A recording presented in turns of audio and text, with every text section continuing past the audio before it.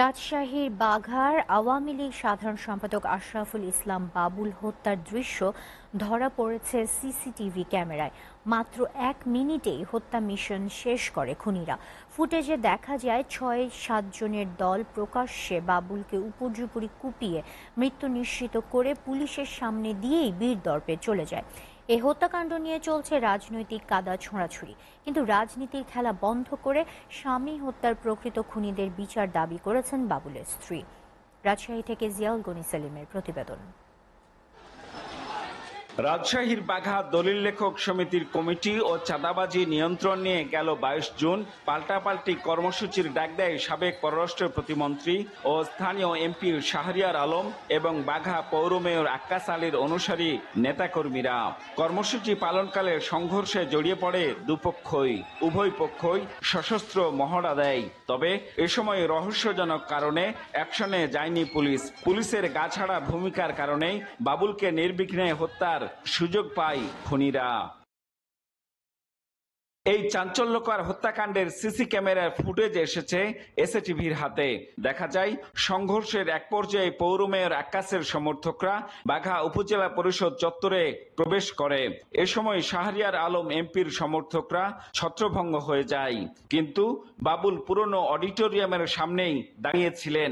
এ সময় বাবুলকে 6-7 জন মিলে উপর্যুপরি কুপিয়ে প্রধান ফটক দিয়ে বেরিয়ে যায়। তবে এ হত্যাকাণ্ডের পেছনে Rajshahi city mayor AHM Khairuzzaman লিটনের মদদ রয়েছে বলে অভিযোগ তোলেন শাহরিয়ার আলম এমপি।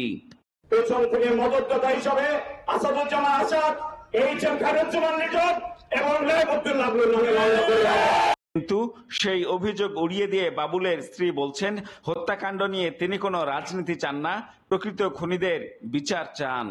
একসময় তো তাদের সঙ্গেই রাজনীতি করতেন তিনি। আমার আসাদ ভাইয়ের সঙ্গে, খায়রুজ্জামান লিটনের সঙ্গে, সবার সঙ্গে তো আমাদের ভালো সম্পর্ক ছিল, কিন্তু আমার স্বামী কখনোই আমাকে বলেনি যে হচ্ছে লিটন ভাই বা এর সঙ্গে কোনো আমাদের দ্বন্দ্ব ফেসল চলছে। আর আমার স্বামীকে নিয়ে অপরাজনীতি হোক এটা চাই না, কারণ আমার স্বামী তো খেলনা না, তাকে নিয়ে খেলা হবে এটা আমি কখনোই চাই না। আমি চাই আসল খুনিদেরকে ধরে তাদের বিচারিত করা হোক। এদিকে পরিস্থিতি নিয়ন্ত্রণে পুলিশ অ্যাকশন না নেয় এ হত্যাকাণ্ড ঘটেছে, এমন দাবি নিহত বাবুলের পরিবারের।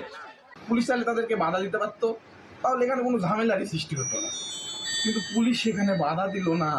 যদি পৌরসভাতে তারা একটা টিয়ার সেল মারতো, একটা লাঠিচার্জ করতো, তাহলে কি এই অস্ত্র সজ্জিত হয়ে তারা কি বিক্ষোভ মিছিল নিয়ে আসতে পারতো, আমাদের মানববন্ধনে হামলা করতে পারতো? বাবুল হত্যাকাণ্ডের ঘটনা বিচ্ছিন্ন দাবি করে পুলিশ সুপার বলছেন, কোনো পক্ষকেই নিবৃত করতে পারেনি পুলিশ।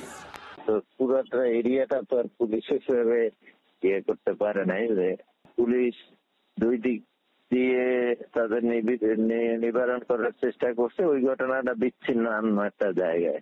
আওয়ামী লীগ নেতা বাবুল হত্যা মামলায় এ পর্যন্ত 10 জনকে গ্রেফতার করেছে পুলিশ। জিয়াউল গনি সেলিম, এসএটিভি, রাজশাহী।